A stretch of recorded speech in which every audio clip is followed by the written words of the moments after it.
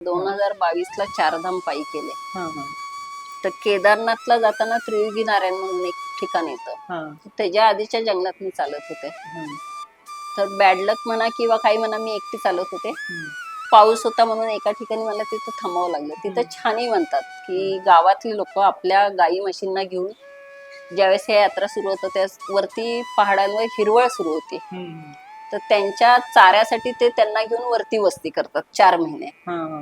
मग तिथं त्यांचं दूध दुभतं हो, सगळंच असतं. हो, हो, बरोबर. ते लोकल रोजची चढ उतार असते त्यामुळे ते काटक असतात बनलेले. तर ज्यावेळेस मी चालले तर तिथं 3 दिवस राहावं लागलं मला, का तर बर्फ पडला होता त्यामुळे वाट नव्हती, बर्फाची झालेली होती. 3 दिवसानंतर खच्चरवाले केदारनाथ साईडचे यायला लागले. हम्म, तर त्यांच्यानी थोडासा मार्ग रुळला असेल हम्म, म्हणून मी निघाले. माझ्याबरोबर त्यावेळेस कोणी नव्हतं. हम्म, चालले. आज त्या छानीवाल्यांनी पण विचारलं मला की आपको कोई साथ में चाहिए क्या. म्हणलं नाही, ही लोक यायला लागली आहेत तर कोण ना कोण भेटल असं डोक्यात आपल्या हिशोब. जसं नर्मदा परिक्रमेत माणसं भेटतात, कोणी ना कोणी मिळतं. पण मी ह्या टप्प्यात पहाडी मार्गे आतमध्ये शॉर्टकटने चाललेले होते ना. तर चालल्यानंतर असं लक्षात आलं की एक मध्ये 200 मीटरचा बर्फाचा पूर्ण आहे अच्छा. टप्पा तो. हा. आणि असं डोक्यात होतं घसरलं तर डायरेक्ट दरी, अरे बापरे. स्लिप झालं तर बरं कोणी दिसणार. अशा ह्याच्यात 3 खच्चरवाले मागणं आले. हा. केदारनाथ ले जाऊंगा 10,000 दे दो, यहाँ से केदारनाथ खच्चर पे. ना तुम्ही चालत 4 धाम करते, हा. इथून मला केदारनाथ जास्तीत जास्त म्हणलं 15 किलोमीटर अशा टप्प्यात होते मी. तुम्ही 10,000 का द्यायचे. मुळात मी चालायला आले तुम्ही पैसे घेऊन नाहीच आहे. हा. मग ते पुढे जातात तसे 5,000 2,000 दे दो की त्रियुगी तक छोडेंगे. म्हटलं नाही, वो आगे बर्फ है तो आप कैसे जाएंगे. तर माझं ह्याच्यात उत्तर होतं की ज्यांनी मला आणलं तो बघेल. हा. माहिती नाही, शब्द आपल्या तोंडातून निघून जातात. हो. आणि ते गेले निघून, का तर त्यांना कुठलाच व्यवहारात नाही आले. म्हणल्यानंतर मी गेले. तो 200 मीटरचा समोरचा दिसतोय टप्पा आणि बसले, तासभर बसले. समोरून कोण आलं तर निदान आपल्याला धरून जाता येईल. हा, मग मागणं कोण आला, तास झालं कोणीच नाहीये. हा, मग आता असं आहे की दंड टेकवा हा. आणि पाय टेकवा असं बरं. करत हळूहळू फक्त देव ईश्वर हा, हा. त्याचं नाव आणि चालत तो टप्पा पार केला. हम्म, आणि एक म्हणतो ना आपण की आपलं ध्येय गाठल्यानंतर आपल्याला पुढं काहीच नसतं, तसे मी तिथं परत 2 तास बसले की खरंच आपण हे पार केलं का, हम्म.